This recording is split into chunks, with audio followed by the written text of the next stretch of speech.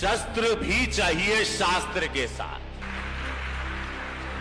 देश के गद्दारों को अपने घर में हथियार रखो, कुछ नहीं तो सब्जी काटने वाला चाकू जरा तेज रखो।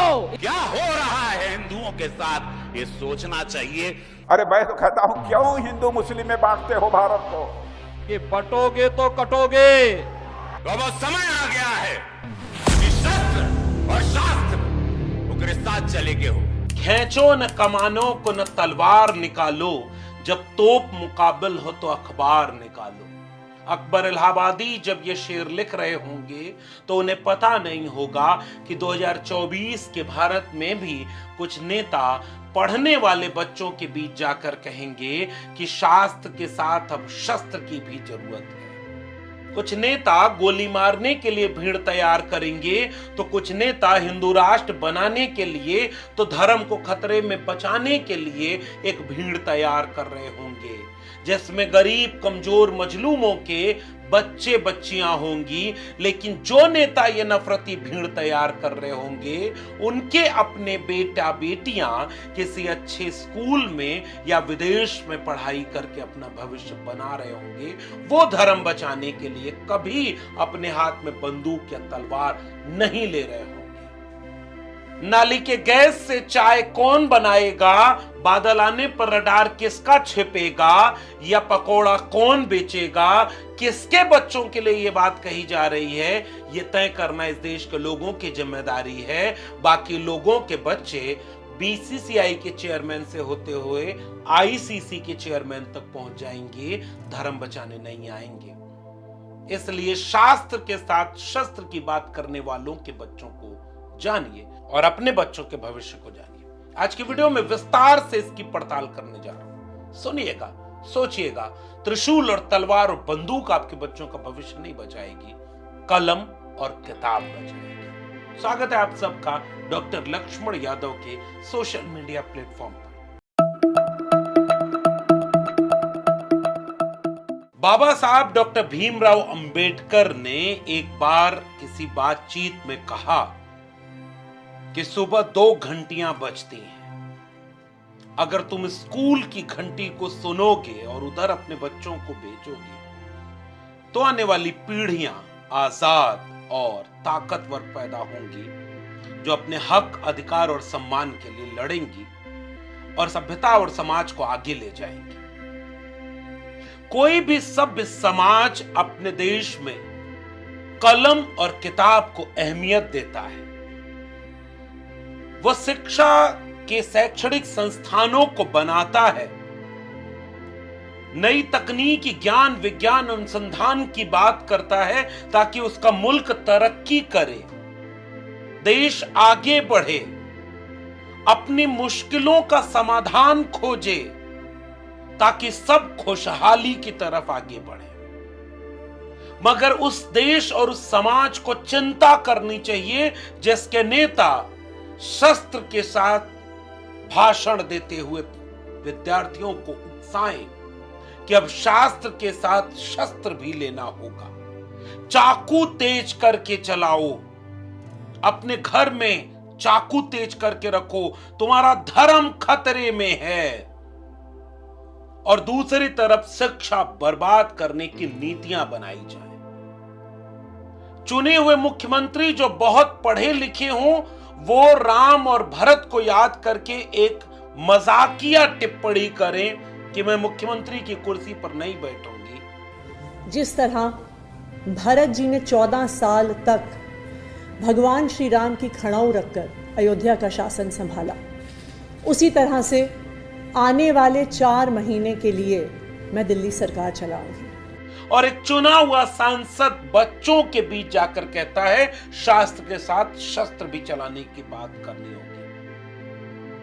ये उस देश में हो रहा है जहां शिक्षा अब धीरे धीरे प्राइवेट हाथों में बेची जा रही है और स्कूल जाने वाले बच्चों के लिए मुश्किल होती जा रही है। तो सबसे पहली बात यह है कि आप किसी भी देश के संविधान को देखिए, देश के समाज की चेतना को देखिए, तो आपको मिलेगा कि कैसे वो देश बेहतर बनने की दिशा में तर्क, विवेक और वैज्ञानिकता की बात करता है। विदेश में जाकर देश के प्रधानमंत्री बुद्ध की बात करते हैं और लौट के आते हैं तो युद्ध की बात करते हैं। बुद्ध का मतलब क्या? प्रज्ञाशील करुणा। बुद्ध का पहला विचार है प्रज्ञा यानी बुद्धि, तर्क, विवेक। बुद्ध से सब किसी ने पूछा कि आपका सबसे महत्वपूर्ण संदेश क्या होना चाहिए, तो उन्होंने कहा अपदीपो भव, अपना दीपक स्वयं बनो। तर्क विवेक की बात की बुद्ध ने। कबीर, रैदास, पलटू दादू, भीखा, बुल्ले शाह, बाबा फरीद, गुरु नानक चोखा मेला से लेकर के ज्योतिबा फूले, सावित्रीबाई फूले, पेरियार, भगत सिंह, डॉक्टर राम मनोहर लोहिया, डॉक्टर भीमराव अंबेडकर, महात्मा गांधी से लेकर नेहरू, इन सब ने जो तर्क और वैज्ञानिकता की बात की।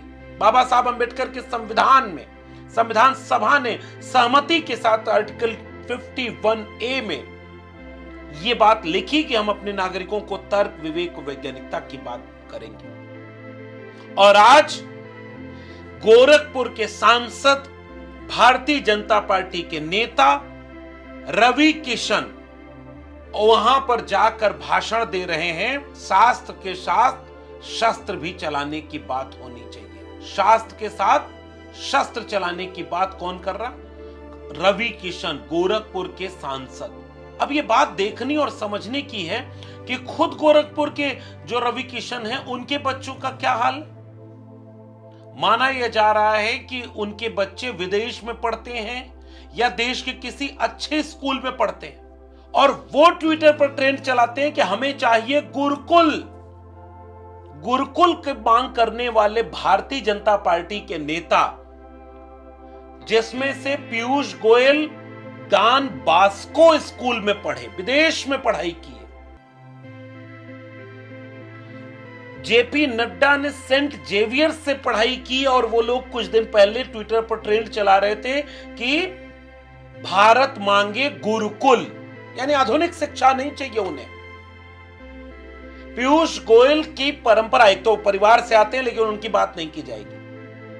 भारतीय जनता पार्टी के बड़े बड़े नेताओं के बच्चे या तो इस देश के किसी बहुत शानदार स्कूल, कॉलेज और विश्वविद्यालय में पढ़ते, या अधिकांश के बच्चे विदेश में पढ़ते हैं। उनके बच्चे कभी भी शस्त्र की बात नहीं करते। क्या हो गया है हिंदुओं को, यह बात नहीं करते। वो आपके बच्चों में वही नेता आकर कहते हैं कि धर्म खतरे में है, चाकू तेज करके रखो, न कुछ मिले तो किचन वाला चाकू ही तेज करके रखो। इस वक्त इस देश के चुने हुए मुख्यमंत्री योगी आदित्यनाथ जी का बयान है, बटेंगे तो कटेंगे, एक रहेंगे तो नेक रहेंगे। बांट कौन रहा है योगी जी? कटेंगे। तो उस समय रवि किशन के इस बयान की चर्चा है कि रवि किशन ने क्या सोचकर स्कूल के बच्चों को, चाहे वो गुरुकुल हो चाहे वो स्कूल हो, वो कम उम्र के बच्चे दिखाई दे रहे हैं जिनके बीच जाकर के वो ये कह रहे हैं कि अब शास्त्र से ही काम नहीं चलेगा, शस्त्र भी रखो। Where is the law and order? कानून कहां होगा अगर शस्त्र की बात नेता कर रहे हैं? भारतीय, और ये कोई नई बात नहीं कि भारतीय जनता पार्टी के नेताओं ने शस्त्र की बात की। साध्वी प्रज्ञा वो चाकू तेज करने की बात करती हैं कि किचन का चाकू भी तेज करके रखो। जाने कितने नेताओं ने इस तरह के हिंसक बयान दिए हैं। इस देश में उस समय के वित्त मंत्रालय में रहे देश के बड़े मंत्री अनुराग ठाकुर दिल्ली चुनाव में नारे लगाते हुए पाए गए, देश के गद्दारों को और भीड़ सामने से करिए गोली मारो सालों को। देश के गद्दारों को तो कौन गोली मारेगा? अनुराग ठाकुर जी किसको कह रहे हैं कि गोली मारो? उस भीड़ को जो आप तैयार कर रहे हैं गोली मारने के लिए, उसमें आपके बेटा और बेटी नहीं है, क्योंकि आपके बेटे और बेटियां अगर हैं तो वो किस स्कूल में पढ़ रही हैं आप इस देश को बताइए। सोशल मीडिया बता रहा है कि आपका बेटा विदेश के किसी बहुत बड़े विश्वविद्यालय में बहुत महंगी पढ़ाई, अच्छी पढ़ाई पढ़ रहा है। रवि किशन जी की बेटी कहां है? किसी अच्छे स्कूल में पढ़ाई कर रही है। पीयूष गोयल जी का बेटा कहां है? अमित शाह जी का बेटा कहां है? पहले वो बीसीसीआई का चेयरमैन रहा, जय शाह। अंग्रेजी बोलना उसका सुना है आपने? कोई मेरिट नहीं है उनमें। First of all, Smriti, I would like to congratulate you. Bat बल्ला कभी पकड़ा नहीं और आज की तारीख में वो आईसीसी इंटरनेशनल क्रिकेट काउंसिल का चेयरमैन है, वो सबसे प्रमुख है उसका। गृह मंत्री अमित शाह का बेटा जय शाह। हजारों करोड़ों रुपए की वारे न्यारे वहां होते हैं। स्मृति ईरानी की बेटी के ऊपर यह सवाल आया था क्योंकि वो एक बहुत बड़ा रेस्टोरेंट चलाती हैं, चेन है उनकी। बीजेपी का एक भी नेता ऐसा बताएं जिसके बच्चे शस्त्र और शास्त्र वाली बात में, कटेंगे वाली बात में, चाकू तेज करके रखे हों घर में, या देश के गद्दारों को गोली मारने वाली भीड़ में शामिल हो। ध्यान से इस बात को समझिएगा। मैं उन बच्चों को बधाई देता हूं जिनको बीजेपी के नेता जैसे पिता और मां मिले। सुषमा स्वराज की बेटी बांसुरी स्वराज थी, वकील रही, किसी अच्छी पढ़ाई लिखाई हुई, अब फिर सांसद हो गई। अजय आलोक जो कल तक जेडीयू में थे, अभी वो हिंदुओं को एकजुट करने की बात करते हुए बड़े खतरनाक ट्वीट कर रहे थे अजय आलोक, और वो खुशी जाहिर करते हुए बताते हैं अजय आलोक कि उनकी बेटी विदेश के किसी अच्छे विश्वविद्यालय में उसको कॉल लेटर आया है, और अजय आलोक के अपने बच्चे को खुशी जाहिर करते हुए विदेश भेज रहे हैं। रविशंकर प्रसाद सोशल मीडिया पर सारे लोग लिखते हैं। रविशंकर प्रसाद कह रहे हैं कि उनकी प्यारी बेटी एमआईटी बोस्टन में कल से जारी एमबीए का कोर्स करने। संजय जायसवाल हैं उनके, वो अपने भांजी के लिए कह रहे हैं कि वो बर्कले यूनिवर्सिटी में अपनी डिग्री लेकर के अब आगे बढ़ेगी। और वही अजय आलोक कुछ दिन बाद ट्वीट कर रहे हैं कि भारत हिंदू राष्ट्र था, है और रहेगा। राम राज्य जिसकी कल्पना है, जिन्हें आजादी चाहिए वो दूसरी जगह ढूंढ लें। रवि किशन का ट्वीट है कि मेरी बिटिया आज सुबह बोली, पापा मैं अग्निवीर में जा रही हूं, और वो एनसीसी कैडर से अग्निवीर की तरफ चली गई। वो नहीं है वो उस भीड़ में शामिल जो शस्त्र चलाने के, वो एक नौकरी है, वो नौकरी कर रही है, अच्छे स्कूल से पढ़ी है, दिल्ली यूनिवर्सिटी से होते हुए बाहर तक की उसकी पढ़ाई है। और इन सारे नेताओं के बच्चे अच्छी स्कूल में पढ़ाई कर रहे हैं।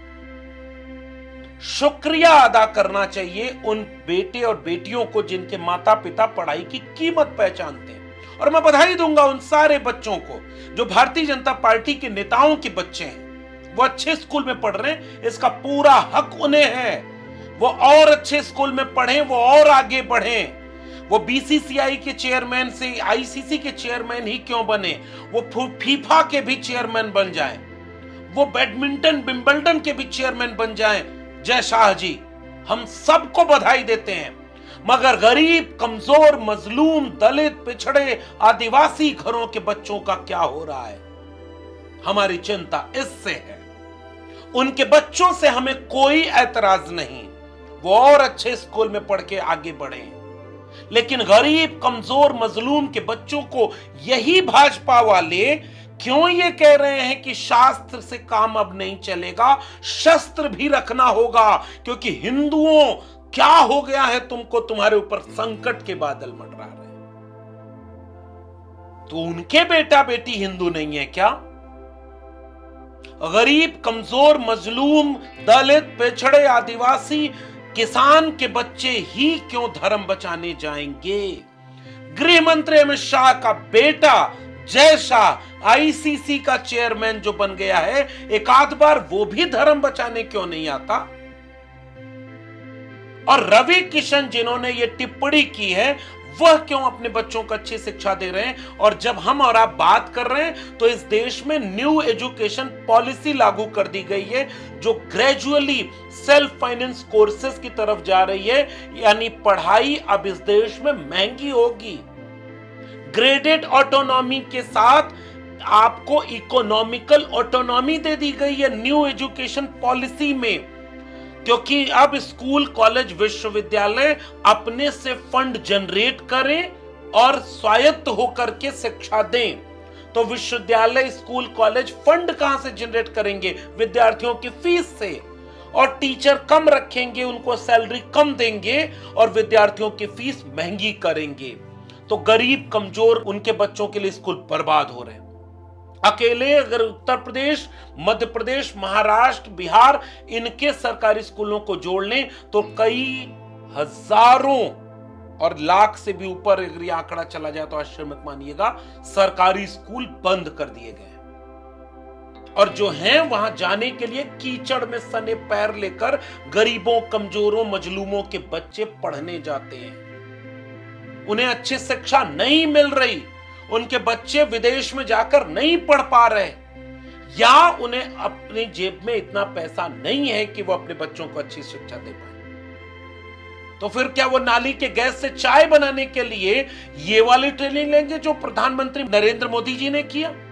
उसने उस नाली में, स्वाभाविक ये गंदी नाली होती है, वहां गैस भी निकलता है, उसने एक छोटी सी बर्तन को उल्टा करके उसमें छेद करके एक पाइप डाल दी और जो गटर से गैस निकलता था वो पाइपलाइन से उसके अपने चाय के ठेले में ले लिया और वो चाय बनाने के लिए उसी गैस का उपयोग कर करके चाय बनाता था। सिंपल सी टेक्नोलॉजी। या वो बादल के आ जाने से रडार काम नहीं करेगा, ये वाली शिक्षा लेंगे। लेकिन मैंने कहा इतने क्लाउड है, बारिश हो रही है, तो एक बेनिफिट है कि हम राडार से बच सकते हैं। शिक्षा की बात किससे हम करें? खुद प्रधानमंत्री नरेंद्र मोदी जी एक इंटरव्यू में बोलते हैं कि मेरी बहुत ज्यादा पढ़ाई लिखाई हुई ही नहीं है। पहली बात तो मैं कोई पढ़ा लिखा व्यक्ति नहीं, लेकिन परमात्मा की कृपा है और उसके कारण शायद मुझे नई नई चीजें जानना, सीखने का बड़ा शौक रहा है। कितना पढ़े हैं आप? वैसे तो मैंने 17 साल की आयु में घर छोड़ दिया, स्कूली शिक्षा के बाद में निकल गया। उस तब से लेकर आज तक मैं भटक रहा हूँ नई चीजें पाने के लिए।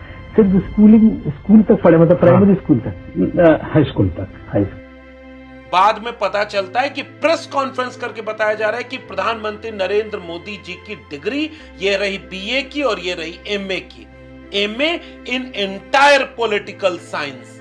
बाद में वही पड़ताल करके बताया जाता है कि जिस सन की डिग्री है और जिस फॉन्ट में डिग्री है वो फॉन्ट उस सन का आया ही नहीं, उसके बहुत बाद में उस फॉन्ट का जन्म हुआ। लेकिन फॉन्ट अकेले नरेंद्र मोदी जी की डिग्री बनाने के लिए अपने पैदा होने से कई साल पहले पैदा होकर के अकेले नरेंद्र मोदी जी की इंटायर पॉलिटिकल साइंस वाली डिग्री बनाता है और फिर खत्म हो जाता है, फिर कुछ साल बाद उसका जन्म होता है। और आज भी इस पर बहस चल रही है कि वो डिग्री फर्जी है या ओरिजिनल है, लगातार इस पर बात होती रहती है।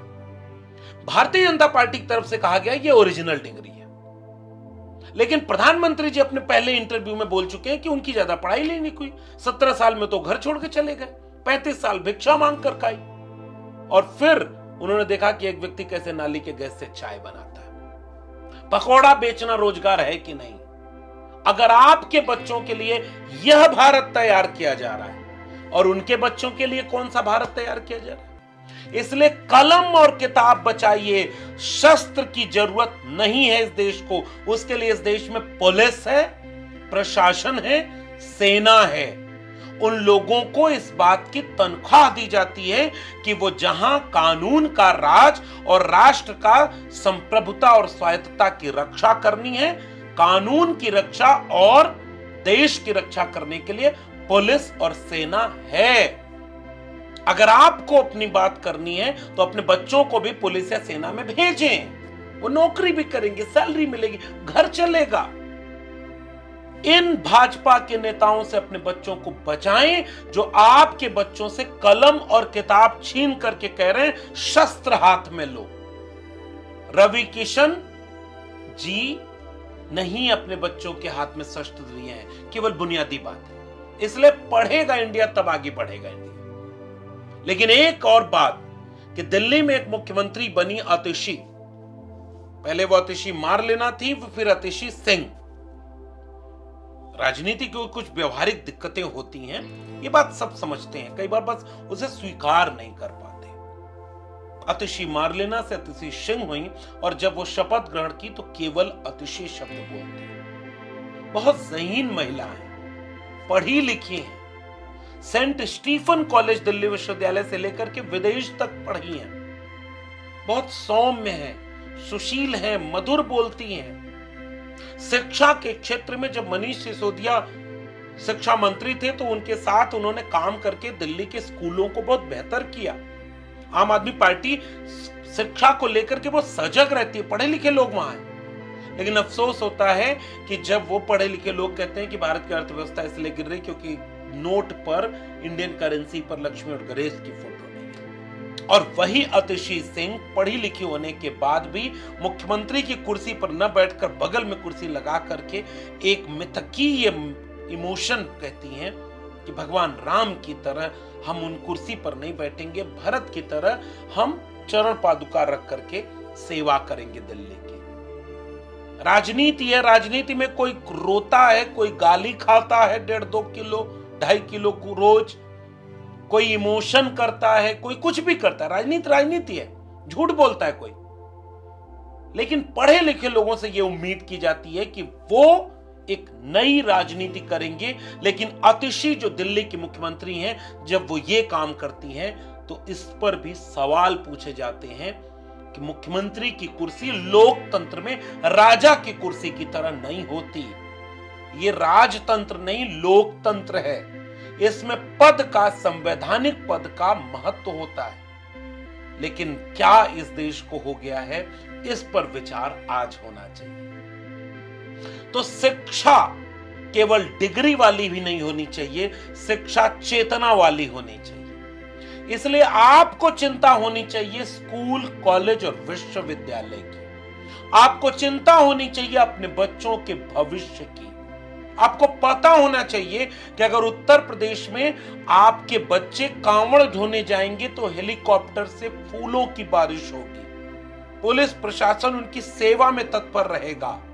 लेकिन उसी उत्तर प्रदेश में 69,000 शिक्षक भर्ती घोटाला होने के बाद पहले अपने हक के लिए लड़े तो लाठी खाएंगे, पुलिस सेवा में मौजूद रहेगी। हाई कोर्ट से वो रद्द हो गया, फिर 1.5 महीना भाजपा सरकार ने उसे झलाया, फिर सुप्रीम कोर्ट मामला चला गया और अब उनका भविष्य फिर अंधकार में चला गया। और जब भी वो गए अपना हक मांगने, फिर से उत्तर प्रदेश पुलिस सेवा में हाजिर, लाठियां बरसाए, मुकदमे किए, आंसू बहाए।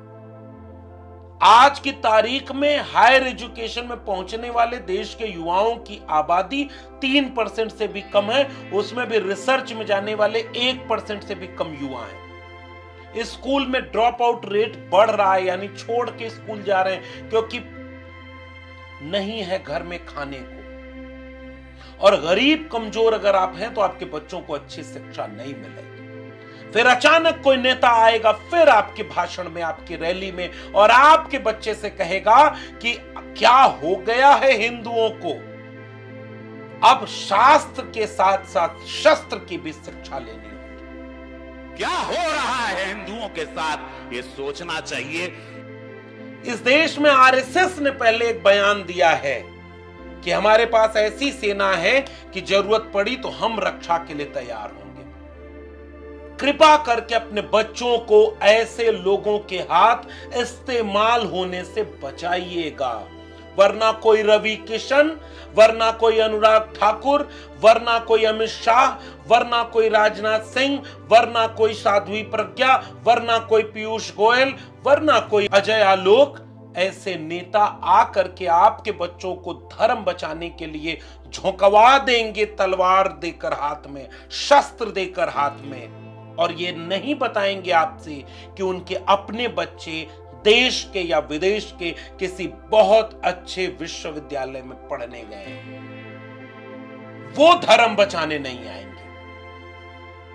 इसलिए धर्म को मानिए दिल में, मोको कहां ढूंढे रे बंदे, मैं तो तेरे पास में। महात्मा कबीर समझा गए, कस्तूरी कुंडल बस है, मृग ढूंढे बन माय, और ऐसे घट घट राम है दुनिया देखे ना। और दिन रात हिंदू मुस्लिम का डिबेट आपको समझाया समझाया जाएगा, और शिक्षा बर्बाद हो रही होगी ये आपको नहीं बताया जाएगा। पढ़िएगा कभी समय मिले तो प्रोफेसर की डायरी, यही कहानी लिखी गई ताकि जब सब बर्बाद हो रहा हो या हो चुका हो और समाज पूछे कि कोई बताया कि नहीं, तो याद रखिएगा कि कोई डॉक्टर लक्ष्मण यादव था जिसे 14 साल पढ़ाने के बाद सच और हक की बात करने की वजह से लोग नापसंद किए और उसकी नौकरी छीन ली। उसने किताब लिखकर प्रोफेसर की डायरी लोगों से सच कहा कि त्रिशूल, तलवार, बंदूक हाथ में मत देना अपने बच्चों के, कलम और किताब हाथ में देना। लेकिन इस देश के बहुत सारे लोग हैं जो कलम और किताब को आपके बच्चों के हाथ में नहीं देना चाहते। बचाइए अपने बच्चों का भविष्य ऐसे नफरती नेताओं से जो आपके बच्चों का भविष्य बर्बाद करने के लिए खड़े हैं। आप क्या सोचते हैं नीचे कमेंट बॉक्स में जरूर बताइएगा। फिर मिलेंगे किसी और टिप्पणी के साथ, तब तक के लिए बहुत बहुत धन्यवाद।